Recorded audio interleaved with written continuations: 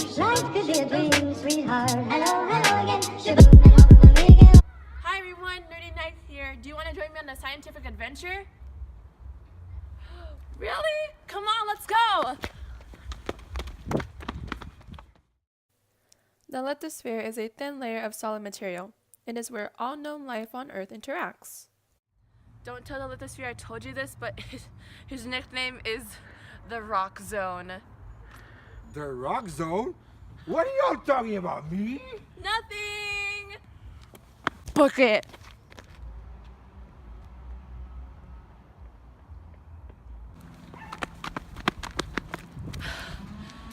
I think we got away. Anyway, back to what I was saying. One of the things that make up the lithosphere is the crust. It is the outermost layer of Earth. The crust thickness can vary between 0 miles to 44 miles considering land masses and bodies of water. And also, since the crust is the outermost layer, it is directly accessible to us. This means we can collect a lot of scientific data on certain things like earthquakes. What the frick? Heat flow.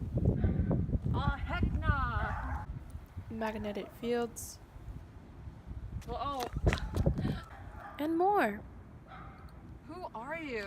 Some may say I'm the Lord Bejesus himself.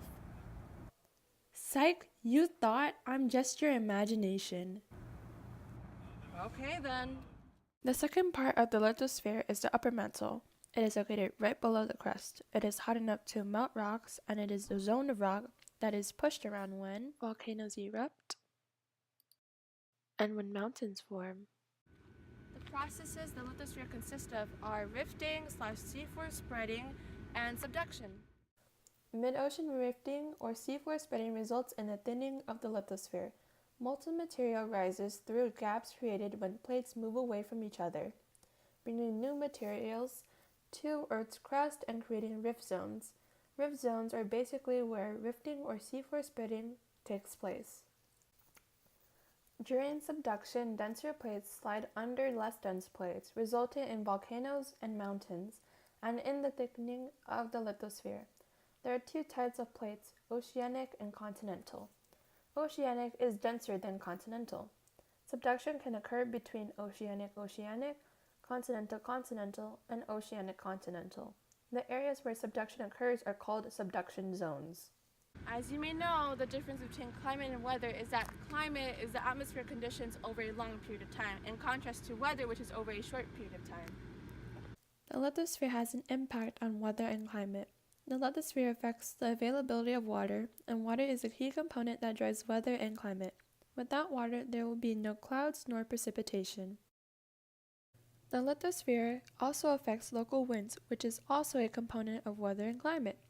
Barriers such as mountain ranges can slow the wind speed or change the direction of the wind.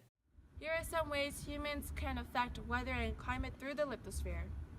Poor irrigation techniques to the lithosphere, such as pouring an entire water bottle on one small area of land, basically water overuse, can affect our weather and climate greatly, mainly because it can cause desertification. Desertification is the sudden change of a certain climate to an arid or desert climate. Overgrazing, or the heavy grazing of vegetation causing it to become damaged, can also cause desertification. Thanks for tuning in. This is Nerdy Next signing out. Oh!